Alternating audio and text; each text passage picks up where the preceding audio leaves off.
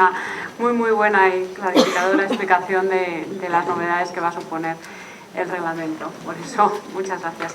Bien, ahora vamos a pasar a la siguiente ponencia, que va a hablar de organismos notificados, evaluación de la conformidad y normas técnicas armonizadas, a través de Sara Sierra Alonso, que es la directora del Departamento de Medios de Protección del Centro Nacional de Medios.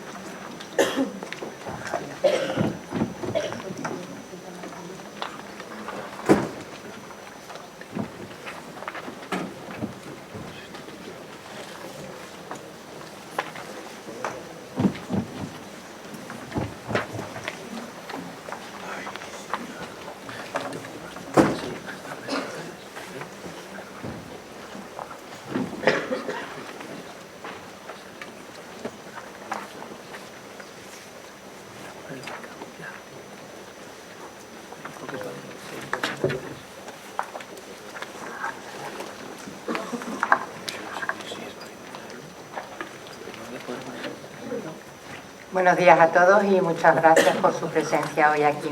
Tal como acaban de comentar, me voy a centrar en aquellos aspectos relacionados con los organismos notificados que puedan resultar más novedosos y que también consideramos que puedan ser en un momento dado de interés conocer por el resto de los agentes implicados.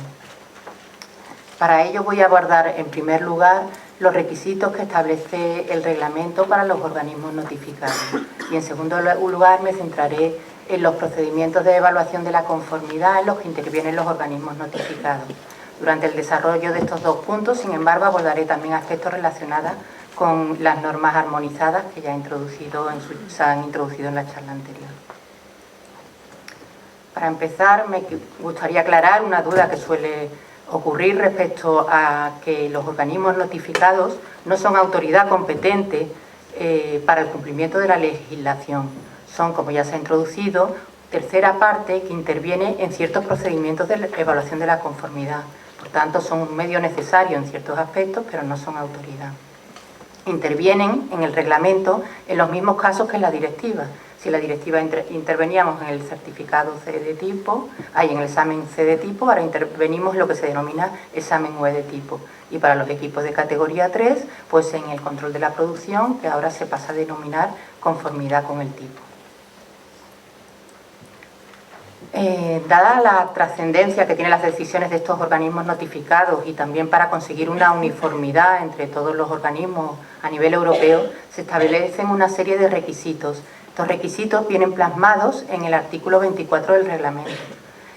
En la directiva ya venían unos reglamentos, pero de una forma muy sucinta y pequeña. Ahora se han desarrollado muchísimo y prácticamente transponen lo establecido en la decisión del nuevo marco legislativo que ha comentado Pilar.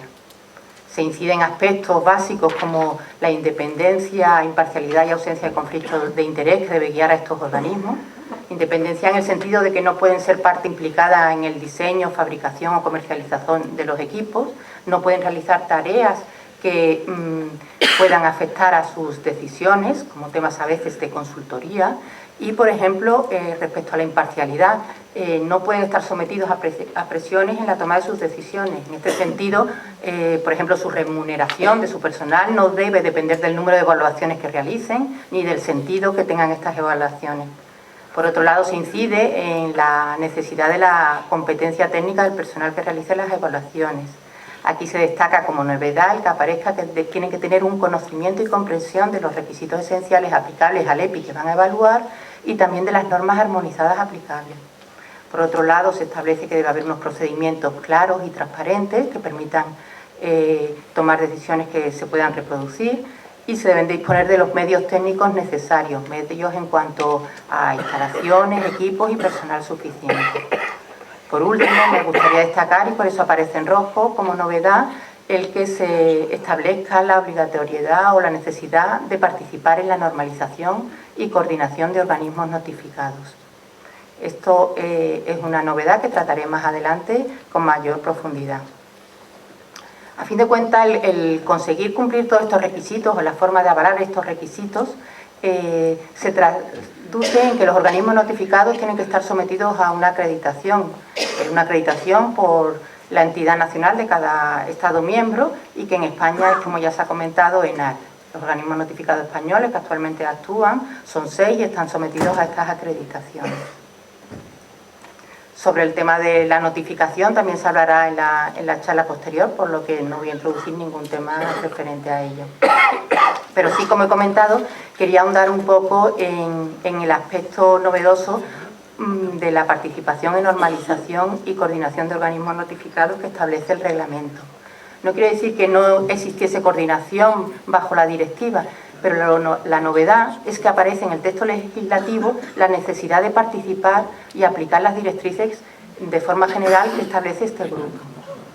Este grupo, tal como establece el artículo 36 del reglamento, la Comisión se asegura de que se instaure y los organismos notificados deben participar en él. Este grupo lo que se hace es que se intercambian experiencias entre los distintos organismos notificados a nivel europeo sobre cuestiones prácticas de aplicación de lo que es la legislación y las normas armonizadas.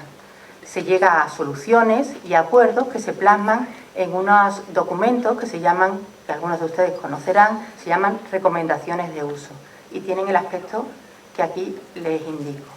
Este símbolo es el de la coordinación de organismos notificados de equipos de protección individual a nivel europeo. Estas recomendaciones de uso, para que vean, por ejemplo, la trascendencia que tienen, algunas de ellas se han trasladado posteriormente al reglamento. Algunas de las recomendaciones de uso que existen actualmente para aplicar la directiva, como son establecer una validez a los certificados o un contenido mínimo que tengan que tener los certificados.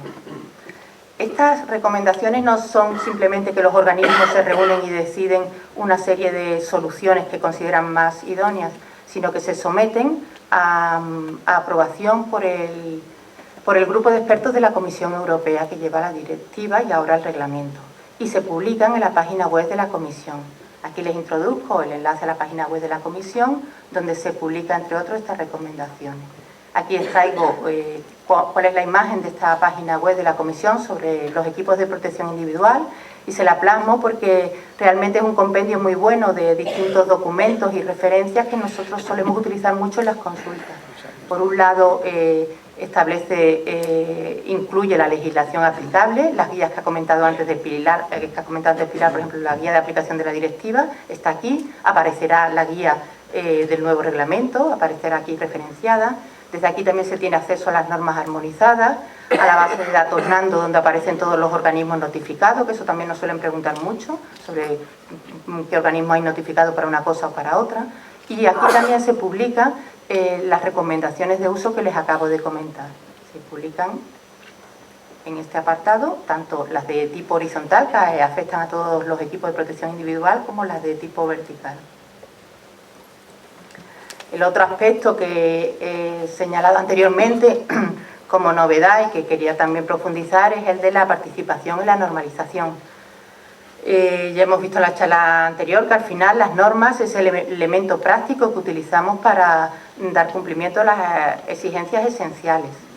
Estas normas dan presunción de conformidad, así lo establece también el artículo 14 del reglamento, y aunque son voluntarias, a efectos prácticos se aplican pues, en el 99% de las evaluaciones, con lo cual es fundamental que los organismos notificados estén al tanto de las novedades que se están produciendo en las normas y estén al tanto de los cambios y, por tanto, de la normalización. Como ha comentado Pilar, en aras de que obtuviésemos unas normas de elevado nivel, lo que sería deseable es que participasen todos los agentes implicados.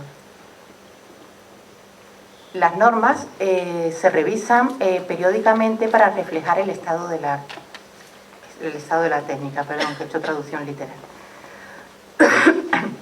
Esta revisión sistemática de las normas, aunque está establecido que es porque las normas deben reflejar en todo momento, deben reflejar lo más próximo posible el estado de la técnica actual. Las revisiones de las normas pueden surgir por distintos motivos. Pueden surgir por motivos de seguridad, porque no alcancen los niveles de protección adecuados, por motivos de que haya progresos técnicos o simplemente porque se vayan a introducir mejoras derivadas de la experiencia práctica de su aplicación durante años anteriores. Cuando se revisa una norma, la anterior pierde la presunción de conformidad, es decir, para los nuevos productos utilizaremos siempre las normas armonizadas. Pero esto no significa que todos los productos que teníamos certificados en base a normas derogadas dejen de ser válidos. Este es uno de los grandes problemas y de los aspectos que más dudas generan y que el reglamento ha tratado de solucionar. Es el tema de la validez de los certificados. Si hay un motivo importante de seguridad, todo lo tenemos claro. Si hay una objeción formal de una norma o una alarma, en la comisión, los Estados miembros, quien sea, dicen hay que retirar certificados. Pero cuando pasamos ya a si es estado de la técnica, si esto es motivo de seguridad suficiente para modificar, entramos ya en una zona complicada de definir. Y para eso, para evitar el abuso que ha comentado antes Pilar y para facilitar a todos los agentes esta revisión, se ha establecido una validez máxima de los certificados en el reglamento de 5 años, lo cual no quiere decir que tenga que haber un procedimiento entero de certificación, pero sí una revisión. Por último, en relación a las normas, sí que me gustaría comentar que, bueno, tenemos estas normas, pero las normas actualmente están armonizadas bajo la directiva. Tenemos alrededor de 290 normas y otras 75 en desarrollo. ¿Qué va a pasar? ¿Cómo vamos a tener normas armonizadas bajo el reglamento? Pues la armonización en base al reglamento va a ser prácticamente automática para la mayoría de las normas, porque, como ha comentado Pilar, la variación de los requisitos esenciales ha sido mínima. Entonces, la Comisión le ha pedido a los organismos de normalización que le dé un primer listado de normas que se van a referenciar en el 2018. Le ha pedido este listado para finales del 2017. Los organismos de normalización europeos están haciendo un análisis y han evaluado que alrededor de un 5% de las normas actuales van a necesitar alineación con el reglamento. El resto pueden pasar a una armonización prácticamente directa. En este 5% es donde habrá que trabajar, ya sea modificando el cuerpo principal de la norma mediante revisiones o enmiendas o simplemente mediante modificaciones de anexos. Y en paralelo, la Comisión está preparando un mandato para que a partir de la aplicación CEN y CENELEN tengan un nuevo mandato para elaborar normas en base al reglamento. Una vez que he acabado estos aspectos de los requisitos de organismos notificados, voy a entrar en los procedimientos de evaluación de la conformidad en los que intervienen los organismos notificados. Ya he comentado que siguen siendo los mismos casos, el examen V de tipo y el control de la producción en la categoría 3. ¿Qué cambios principales se han producido en el reglamento en este sentido? Pues los mayores cambios se han producido en nuevos requisitos documentales y en que los procedimientos aparecen muy detallados. Vamos a verlos a continuación. Pero para el usuario y para los demás agentes implicados, quizás el que signifique más cambios a nivel documental o que puedan ser más visibles para ellos son los relativos al examen UE de tipo. En el examen UE de tipo es el procedimiento mediante que el organismo notificado va a examinar el diseño del equipo que se le presenta y debe verificar que cumple las exigencias esenciales. Para ello, el procedimiento es igual que en el examen C de tipo, pero sí que está, como he comentado, mucho más detallado. El fabricante debe presentar la solicitud al organismo notificado de su elección y para ello debe acompañar esta solicitud de una documentación técnica que aparece reflejada también en el anexo 3 del reglamento. Esta documentación también existía en el examen C de tipo, pero aparece también más detallada y ahí aparece en rojo aspectos novedosos que no contenía el anterior, la directiva.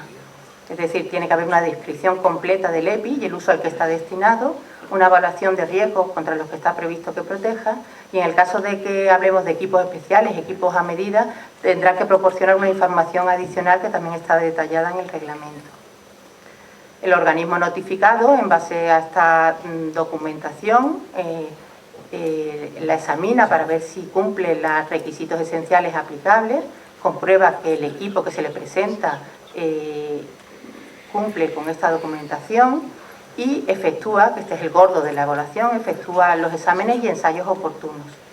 Se establece que si efectúa ensayos en base a normas armonizadas tendrá que ver si se han aplicado correctamente y si es en base a otras especificaciones, pues primero que estas especificaciones cumplen las exigencias esenciales y luego pues que se han aplicado correctamente. Todo este procedimiento, o sea, estas actividades realizadas por el organismo notificado para evaluar el equipo y los resultados de la misma deben plasmarse en un informe de evaluación. Este punto documental aparece nuevo en el reglamento. Es decir, no podemos pasar de unos ensayos a un certificado. Tiene que haber un informe de evaluación donde el organismo notificado diga cómo ha hecho esta evaluación y cuáles son las conclusiones de la misma. Una vez que tenemos este informe positivo, pues se expide el certificado de examen UE de tipo con un máximo de validez de 5 años. Novedad importante en el certificado. Se ha establecido un contenido mínimo que tiene que tener el certificado. Esto era una demanda por parte de usuarios y de autoridades de vigilancia del mercado, y quiero trasladarle que existe una recomendación dentro de los organismos notificados para que este contenido se aplique desde ya. O sea, que el que esté siguiendo las recomendaciones de coordinación de organismos notificados tiene este contenido, debe tener este contenido en sus certificados. Actualmente, en los certificados C de tipo, lo único que dice la directiva es que en el certificado figurarán las conclusiones del examen, las condiciones a las que se supedita ese certificado y la identificación del modelo certificado. En el nuevo certificado se establecen toda la relación que hay ven, o sea, desde el nombre y número de organismo notificado, pero me gustaría destacar que señala que deben aparecer las normas armonizadas aplicadas, ya sea total o parcialmente, y las especificaciones técnicas aplicadas, que esto normalmente no aparecía. Se decía, cumplo la directiva y ya está. Y dicen, no, es que yo uso una especificación. Bueno, ¿qué especificación? ¿En base a qué? Eso hay que mostrarlo en el certificado. La otra novedad es, como evidentemente tienen validez, pues aparte de la fecha de expedición, tendremos que poner la fecha en que caduca el certificado. Y por último, se debe incluir en los equipos de protección individual de categoría 3 el que este certificado se usará solo con un control de la producción, es decir, acompañado de una conformidad de tipo que hemos explicado.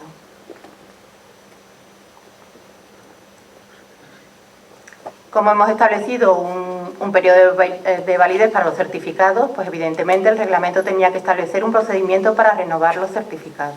Esto también aparece muy desarrollado en el anexo dedicado al examen UE de tipo.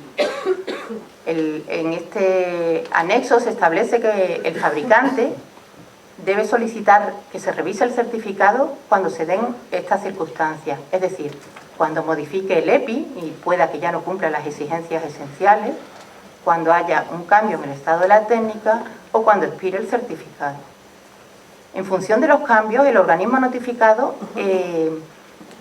pues evalúa la necesidad de realizar más o menos ensayos, más o menos comprobaciones y renueva el certificado. Se ha establecido un caso especial, cuando la única motivo de renovación del certificado sea que haya llegado a su caducidad. En este caso, el reglamento ha establecido un procedimiento de revisión simplificado, porque no se trata de cargar a los fabricantes, se trata de ayudar a que todos estemos adaptando los equipos al estado de la técnica, pero no crear cargas excesivas a los fabricantes. Por lo tanto, se ha establecido un procedimiento de revisión simplificado.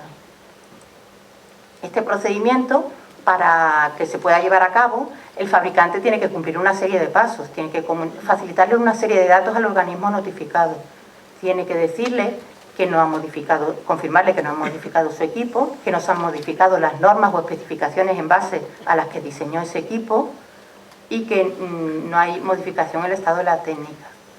Y para los equipos de categoría 3, adicionalmente, tiene que dar información sobre los resultados en los años anteriores, sobre el control de la producción que ha tenido, sobre esos resultados.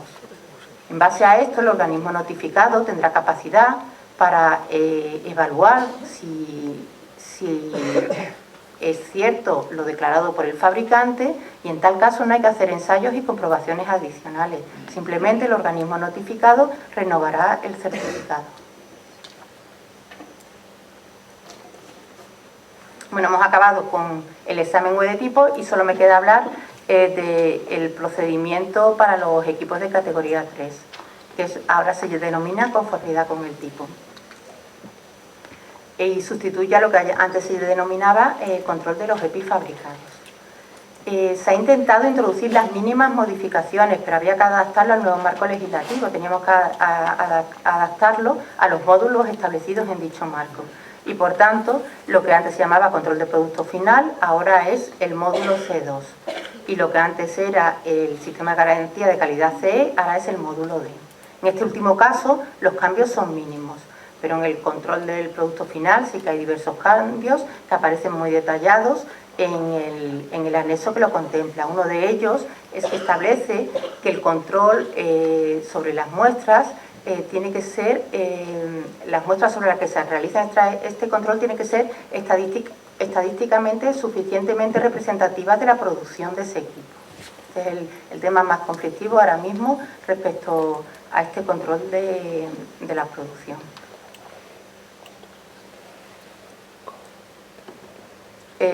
Una vez que hemos completado el procedimiento de evaluación de la conformidad, el documento que recoge todo este proceso que ha sufrido mi equipo de protección individual es, como antes se ha comentado, la declaración de conformidad que debe establecer el fabricante.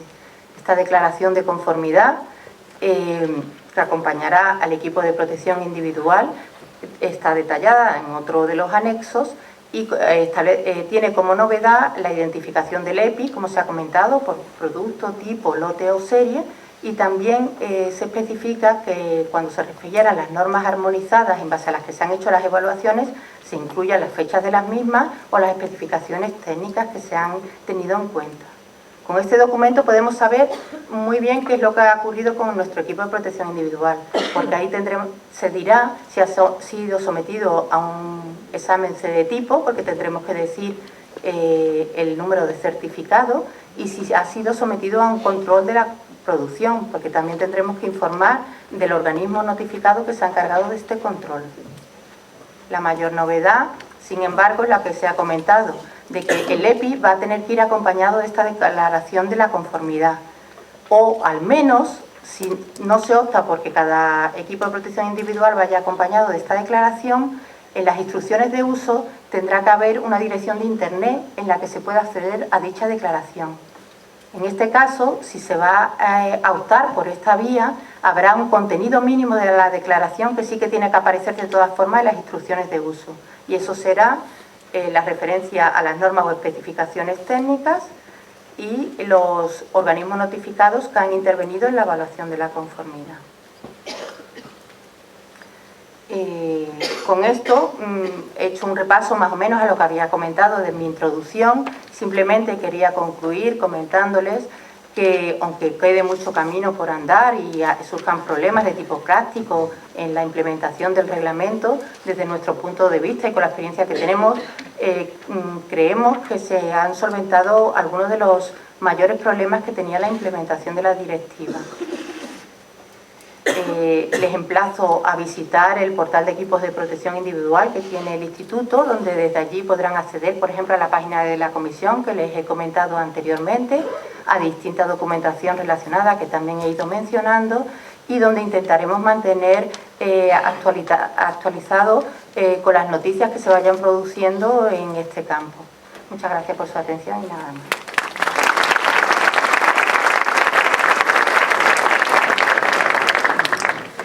Gracias, Sara. A continuación tendremos una presentación sobre la distribución de las competencias que se produce dentro de la Administración, que la realizará Javier Piñán Gómez. Es el jefe de servicio de la Subdirección de Calidad y Seguridad Industrial del Ministerio de Economía, Industria y Competitividad.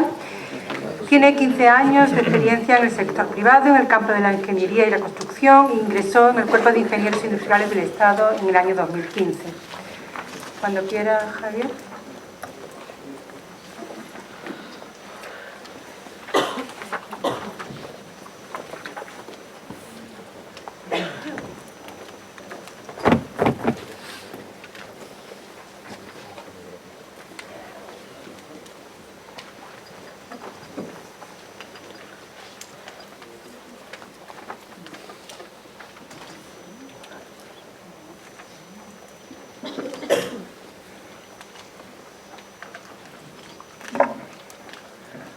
Buenos días a todos. Bueno, primeramente agradecer a la organización el haberme invitado a participar en esta jornada.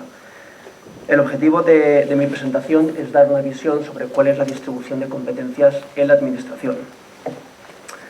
Primeramente, bueno, sería más apropiado seguramente no hablar de Administración, sino de administraciones, ya que existen varias y las competencias están distribuidas entre ellas. Podemos identificar la Administración General del Estado, donde se podría incluir al propio Instituto Nacional de Seguridad y Higiene, como órgano científico-técnico que asesora a la Administración, entre otros. Luego también las comunidades autónomas, debido a la transferencia de competencias que existen, en particular en materia de industria, donde se engloba los equipos de protección individual. Y desde un punto de vista supranacional, tenemos tanto a la Comisión como al Parlamento o al Consejo.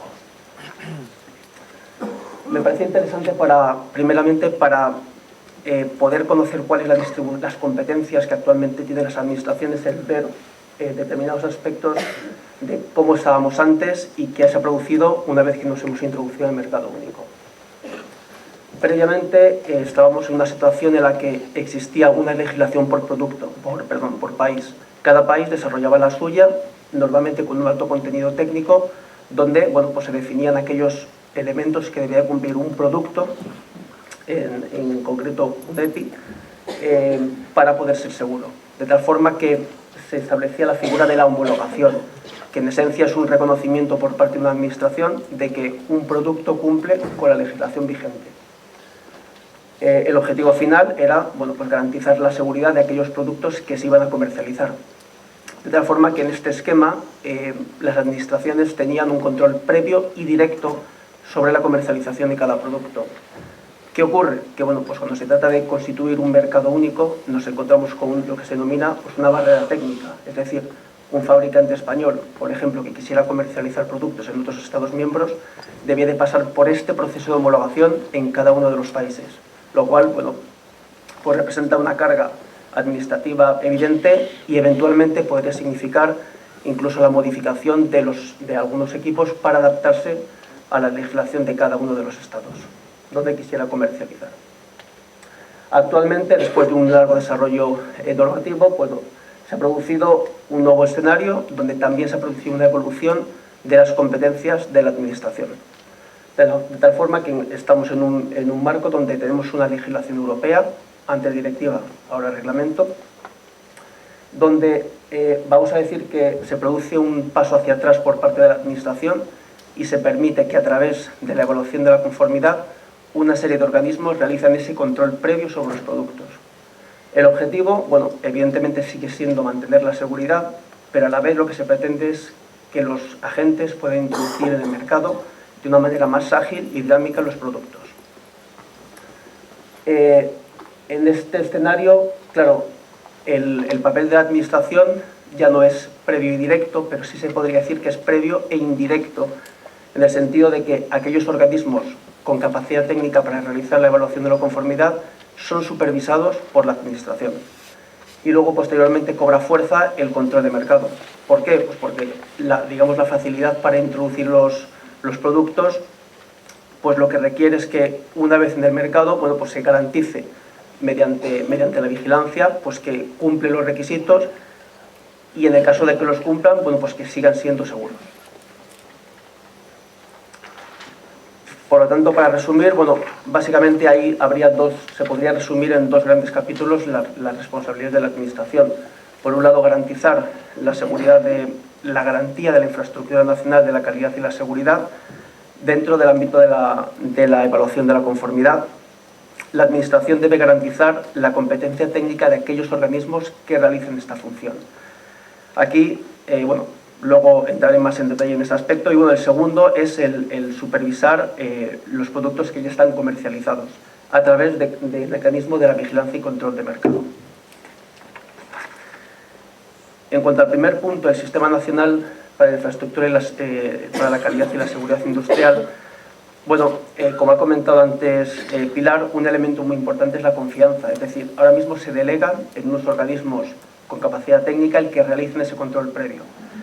Ese es el primer punto. ¿Cómo se produce esto? Mediante la figura de la acreditación, que es básicamente un reconocimiento por parte de la Administración de que un determinado organismo tiene la capacidad el personal y la competencia técnica, experiencia, etcétera, bueno, pues para realizar estas labores. La Administración ha delegado esta actividad en ENAC, la Empresa Nacional de Acreditación, que, bueno, pues que supervisa todos estos organismos. Ese es el modelo que se ha implantado en España. En el resto de los Estados miembros pues, han implantado modelos similares y llega un punto en el que, claro, es necesario poner en común que todos los países notifiquen, o sea, comuniquen al resto de los Estados miembros cuáles son aquellos organismos que en su país tienen la competencia técnica. Y es ahí donde entra en juego el proceso de la notificación. Esta se recoge en los artículos 27 y 28 del nuevo reglamento. Y bueno, pues en esencia este es el proceso que se sigue, que vamos a decir que tiene una ligera modificación respecto de lo que se podría interpretar a primera vista de estos artículos, debido a la delegación de competencias que existe en las comunidades autónomas. De tal forma que, bueno, muy brevemente, el proceso sería el que un organismo, por ejemplo, que actualmente esté acreditado en base a la directiva y quisiera estarlo al reglamento, tendría primeramente que solicitar la acreditación a ENAC. Una vez que la tuviese, dirigirá una comunicación a la propia comunidad autónoma solicitando por un lado la notificación, pero igualmente, en caso de que aplique, la modificación de la declaración responsable, que es de alguna manera el documento a través del cual que permite a un organismo de esas características el empezar su actividad. Posteriormente, la comunidad autónoma remitirá esta solicitud a la autoridad notificante, que en este caso es, en el ámbito de los EPIs, es la Subdirección de Seguridad y Calidad Industrial del antiguo Ministerio de Industria y actualmente integrado en el de Economía, Industria y Competitividad. Esta notificación es, como he comentado, la comunicación al resto de los Estados miembros y a la Comisión sobre qué organismo en España tiene la capacidad técnica. Esto se realiza a través de una plataforma, medios electrónicos, una plataforma que se llama Nando, y bueno, una vez que se envía la solicitud de notificación, existe un periodo de alegaciones, de tal manera que tanto la Comisión como el resto de los Estados miembros pueden alegar, bueno, pues, lo que estimen oportuno en base a esta solicitud. El periodo de alegaciones es, en el caso de España, ya que se aporta la acreditación, es de 2 semanas o 15 días. Una vez pasado este periodo, bueno, pues se considera que este organismo está oficialmente notificado y pasa a formar parte de la base de datos de Nando, que es, es pública, con lo cual, a partir de esa plataforma, pues se puede conocer cuáles son los organismos que hay para un determinado marco de actuación, pues sería el reglamento EPI, para una determinada actividad, pues la norma armonizada correspondiente y en qué Estado miembro se encuentra. El otro aspecto importante es la vigilancia y control de mercado. Bueno, lo que se pretende es la libre circulación de los equipos de protección individual, de tal forma que los Estados miembros no pueden impedir esta circulación. No obstante, claro, existe la otra vertiente, que es garantizar la seguridad de estos productos, y es ahí donde cobra importancia la vigilancia de mercado. En este punto no quiero extenderme demasiado, ya que, bueno, don Jorge Iniesta va a realizar en su intervención posterior, pues, un examen más exhaustivo sobre esta actividad. Lo único que sí me gustaría el indicar es, digamos, cuál es el reparto de competencias. Las comunidades autónomas tienen competencias especialmente en materia ejecutiva en el ámbito industrial y en particular en el caso de los equipos de protección individual. Por lo tanto, bueno, pues son ellos los encargados de realizar de una manera más activa la vigilancia del mercado en, lógicamente, su territorio. Por parte de la Administración General del Estado, lo que se realiza es una coordinación de las diferentes comunidades autónomas para, bueno, pues, vamos a decir que estar coordinados y actuar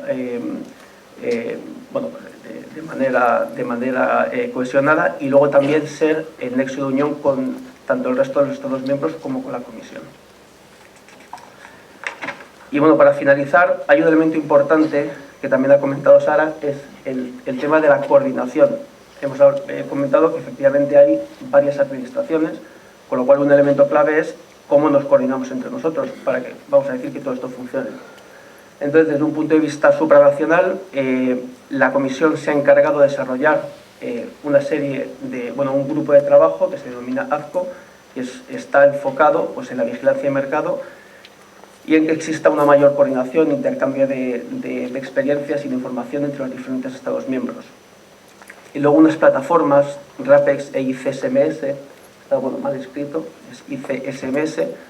RAPEX es un sistema de alerta rápida que lo que pretende es, bueno, en caso de que un Estado miembro encuentre un problema de seguridad grave con un producto, bueno, pues puede emitir una alarma que llega automáticamente a la Autoridad de Vigilancia de Mercado de todos los Estados miembros para que tomen, bueno, pues las medidas que consideren oportunas.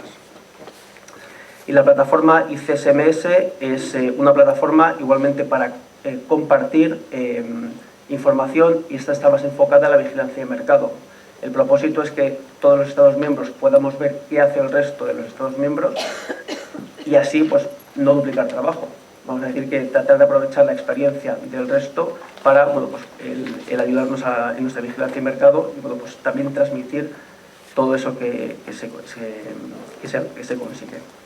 Y luego en el ámbito nacional, bueno, pues existe contacto permanente entre las diferentes comunidades autónomas y la Administración General del Estado, y luego hay grupos de trabajo y reuniones periódicas, bueno, pues donde se tratan ámbitos de bueno, problemáticas o cuestiones que se plantean alrededor de la seguridad industrial y en concreto, pues, lógicamente, los equipos de protección individual. Y bueno, esto es todo. Gracias.